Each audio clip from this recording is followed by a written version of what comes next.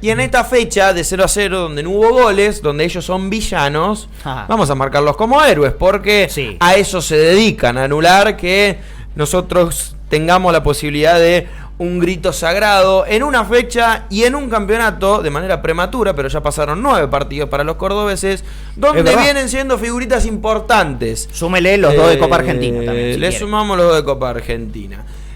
Vamos a analizar lo que fue no solamente la fecha 3, sino también lo que fue hasta ahora en números el desempeño de Guido Herrera, de Manuel Roffo y de Thiago Cardoso. Correcto. En ese orden, porque así los destacamos en lo que fue esta jornada 3. Te voy a pedir retorno ahí, Fran, para ir viendo, ¿no?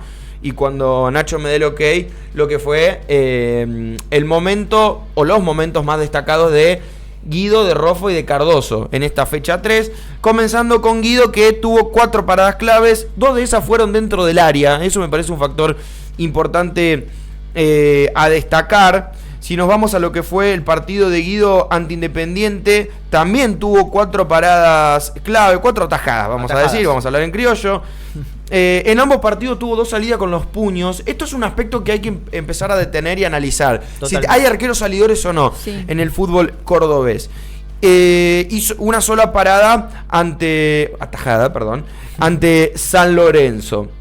La estadística de goles evitados, que analiza no solamente el factor de la tajada, sino qué tan complicado de detener fue ese remate. Vamos a ver que varía mucho ese porcentaje de gol evitado en Guido y en Roffo por la actividad que tuvieron.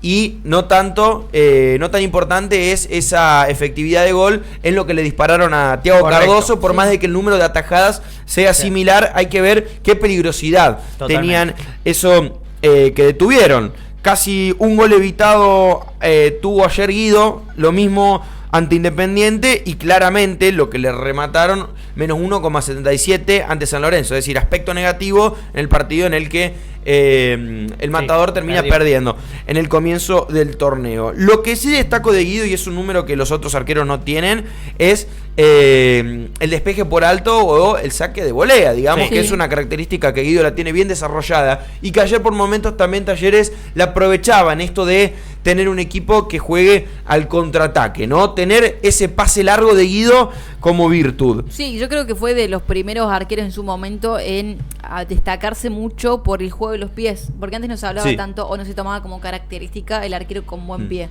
Vamos a meternos en Manu Roffo también rapidito, ya haremos un balance más detenido de cada uno, que ayer, como le decía Roy, que por eso me dolió sacarlo del 11 de esta fecha, tuvo 5 atajadas claves y 3 dentro del área. Vayan acordándose de eso, ¿no? De cuánto le patean dentro del área a los equipos cordobeses. Una sola salida que fue con los puños, y aquí baja el número de despejes por alto, o esos pases largos de volea, que solamente tuvo 2. Y fueron los únicos que tuvo, junto a 2 saques ante Gimnasia. Roffo fue el que más atajadas tuvo, sumó 3 ante River, aunque los goles evitados claramente fue un número completamente negativo, menos 2,41, le convirtieron 4, eso es algo que ya sabemos. No tuvo salidas en ese partido Manu Roffo, y ante Gimnasia sumó 6 paradas, 6 atajadas, de las cuales 5 fueron dentro del área. Le patean mucho a Instituto. Le patean mucho. Ya nos vamos a detener en el balance general, por eso digo. Y también aquí baja un poco el porcentaje de goles evitados. Entonces también hay que detenernos en la peligrosidad que tuvo Gimnasia a la hora de atacar a Instituto. Thiago Cardoso, el más eficaz, el más regular, el que menos actividad tuvo.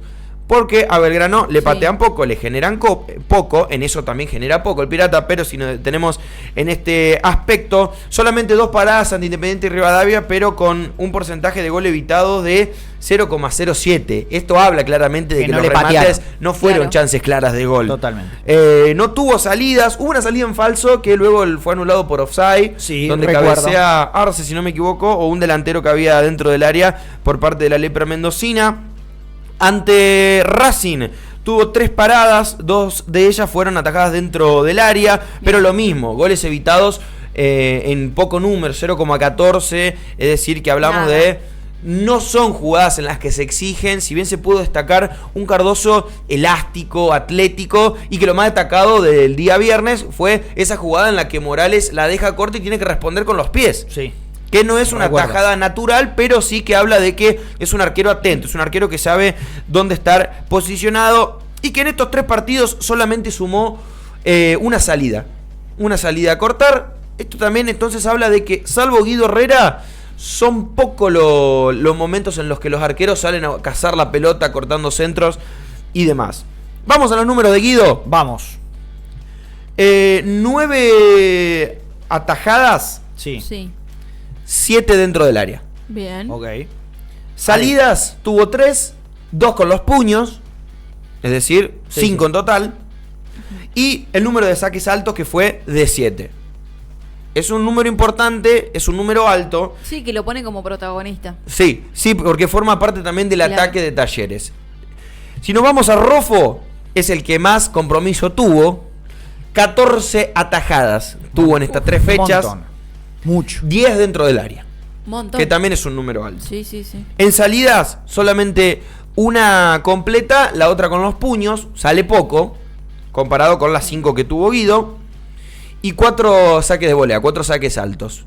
No es un arquero que por ahí le dé ese protagonismo al ataque a partir de su pegada. Lo de Cardoso, mucho menor, solamente 7 atajadas, 4 dentro del área, recordando que no todas fueron de peligro. Tuvo una salida y 5 con los puños. Mira. Thiago Cardoso. Un detalle no menor. Todas esas salidas fueron en el partido contra Huracán. Claro. Detalle no menor. Creo que fue el partido donde fue más protagonista. Sí. Y en esto que capaz más le pateó. Sí, pero también recordando esto, ¿no? De la peligrosidad o no que tengan los remates. Fue el menos exigido Cardoso y que solamente aportó 2 saques de volea, ¿no? Para salir jugando rápido. Los números de los arqueros del fútbol cordobés, que pese al 4-0 de Roffo, que me parece que fue lo más lapidario o lo peorcito, y que incluso si nos ponemos a repasar los goles, no hay responsabilidad de los arqueros en ninguno de los goles que sufrieron los cordobeses. Sí. Han tenido un balance positivo y un rendimiento esperanzador que te dice que si adelante se hacen las cosas bien, atrás te ofrecen la seguridad. Mira, antes de comparar un poquito de 2 pequeños datos en relación a lo que fue la temporada pasada, de cada uno, en realidad en Belgrano lo voy a poner a Espínola en esa situación para comparar un poco de dónde venía Guido Herrera, de dónde venía Belgrano y también Manu Roffo. Mientras te escuchaba se me disparó la situación de, bueno, a Instituto le están pateando mucho, le patearon mucho, lo pusieron en exigencia. Manu Roffo, que hasta ahora 14 es en 3 fechas es mucho, por lo menos de Armey. Voy en búsqueda de el promedio, me encuentro con Espínola, que es el primero, pero jugó un solo partido, entonces lo saco. Pero lo tenés a Manu Roffo junto con Barlacina, que en realidad atajó 2 partidos y no 3, como el arquero con más paradas por partido. Sí. De toda la liga profesional, es al que más lo hicieron atajar hasta ahora. Y bueno, si llevamos a la estadística estos 3 partidos, un promedio de 4 o 5 atajadas por partido, es mucho. Es mucho. Es mucho. De hecho, y ahora esto lo hacemos en vivo, porque me pareció un muy buen disparador de lo que marcabas, en relación a ver, bueno, cuánto le han pateado a Instituto. Ya lo voy a buscar porque acá en esta estadística no lo tengo. Y en esto pero me parece interesante eso. Y en esto también de repasar los arqueros y el protagonismo que toman en sus equipos, noto a un Guido completamente referente, conduciendo todo lo que ocurre en el campo de juego. Noto a un Manu Roffo con 90 partidos ya con Instituto, empezando a... tan joven. Sí, empezando a hacerse cargo y empezando también a organizar a su defensa. Sí. Y también noto a un Cardoso en una situación en la que Belgrano no necesita tanto que el arquero organice, porque claramente con esos 3 defensores, con la jerarquía, con la experiencia, con un Cardoso que recién llega a Belgrano, hace que no necesite tener ese rol el arquero uruguayo en el Pirata. Pero sí empiezan a ser determinantes también desde lo actitudinal Guido Herrera y Roffo. Sí. En consecuencia de la actuación que están teniendo. Y la pregunta que quedará como duda por el lado de Belgrano es si Espínola hubiese tenido estos centrales que hoy tiene Belgrano, la situación hubiese sido distinta. Me parece hay que analizarlo. Interesantísimo lo que planteas, porque creo que muchas veces a los jugadores hay que analizarlos desde el contexto. Espínola cuando llegó estuvo muy bien desde arriba. De hecho, una de las estadísticas que tenía era que era el que más centro descolgaba de toda la liga profesional. Cuando arribó, fue el que más lo hizo en el torneo. Mucha seguridad entregaba. Después empezó a tener, como tenían sus compañeros, inseguridades lógicas, es decir, bueno, me llegan, me están pateando, me están haciendo goles, y eso lo llevó a estar como el arquero, y acá es donde quiero que se ir en refleja búsqueda. mucho en lo mental, eso, no solamente de las cualidades o las características de un arquero, sí. Es que era tan seguro que se ponía a rezar en medio del partido. Recuerde eso, ¿verdad? Sí, la defensa falla y bueno, llegan muchos goles, el arquero empieza a ser obviamente cuestionado y siempre lo decimos, también es la posición más ingrata. Y lo vemos reflejado en Guido Herrera también, sea un ejemplo. Bueno. Sí, y cuando decía que por ahí lo de Requena y lo de Alarcón no era lapidario para cambiar la defensa, porque me parece que es bastante sensible cambiar los nombres en la defensa, hay que hablar de Manu Roffo, porque era otro el discurso si la pelota que Alarcón le deja a Romero termina dentro del arco. Es que creo que en líneas generales el problema de Instituto es más estructural que de nombre propio, en este caso. Puede ser en Requena, creo que es el eslabón. Ahí. Me parece que es más de nombre. ¿Más de nombre usted? Sí. ¿Y tiene mejor nombres Instituto para mejorar esa situación? Yo Alarcón no lo saco. En este para instituto mí, no puede faltar. No, creo que... Por eso. Creo que el nombre a salir podría ser el de Requena. A Salazar ya lo hemos visto titular compartiendo dupla con Alarcón. Claro. Comparto. Y falta ver lo de Bravo, que si bien Bravo es zaguero por izquierda, en una salida de Requena podría Alarcón mutar y jugar de 2. Que a mí Alarcón de 2 las veces que se lo exigió desde que está en primera división nunca me terminó de cerrar. A mí tampoco. Pero de todas formas, a ver, es un detalle a tener en cuenta, porque no hay que dejar pasar que el análisis previo que arranque el torneo es que la dupla de centrales iba a ser Salazar y Alarcón como había terminado el torneo pasado. Así es. Bien, igual por Requena, a mí me alegra muchísimo porque creo que siempre hay que darle rodaje y confianza a los chicos y creo que Requena en su momento fue un jugador muy, pero muy importante de instituto. Después, bueno, tuvo una bajada, dejó de sumar minutos y está bien, me parece que también se confía. Está Mosevich. ¿Está Mosevich también? Mosevich no.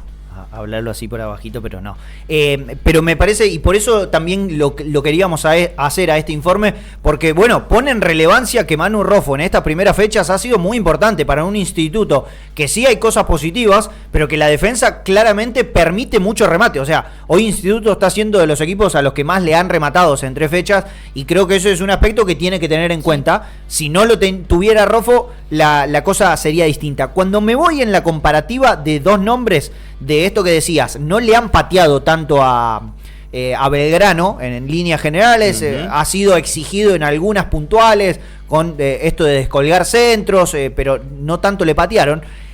Cuando me fui en la comparativa a buscar el torneo de apertura, me encuentro con que Juan Espínola, el ex arquero de Belgrano, hoy en Newell's, fue el segundo con más goles encajados por partido.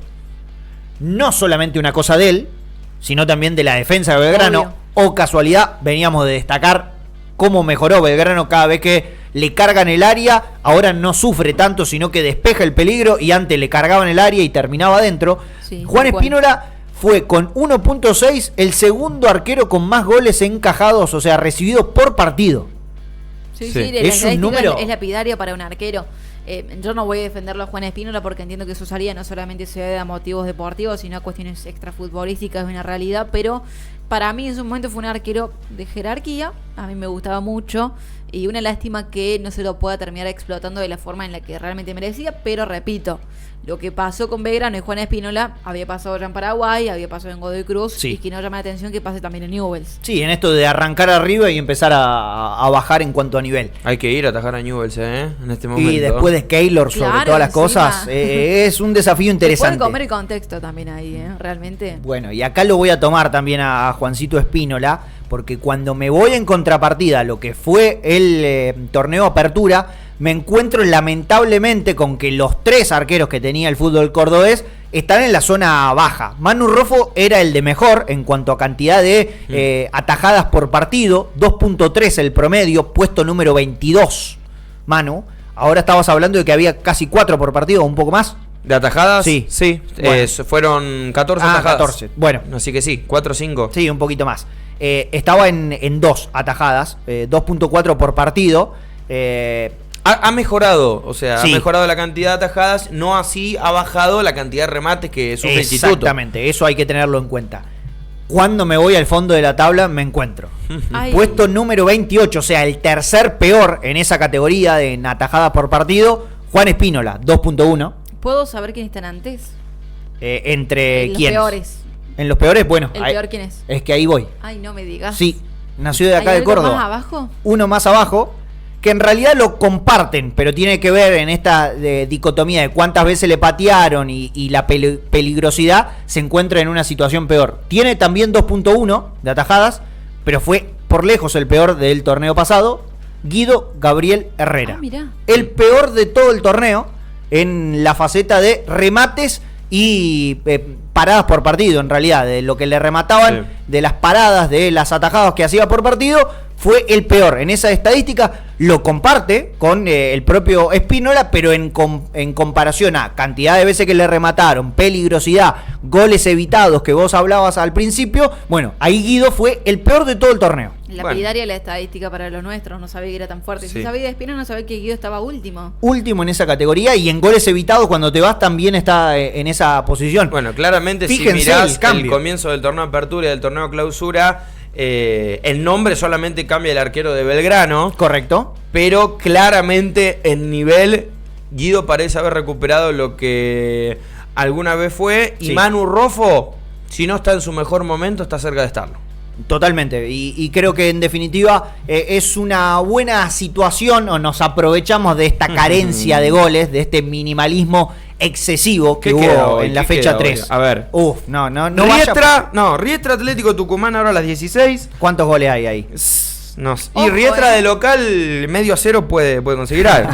Central Córdoba ante Defensa y Justicia a las 18. Y a las 20, Banfield ante Barracas.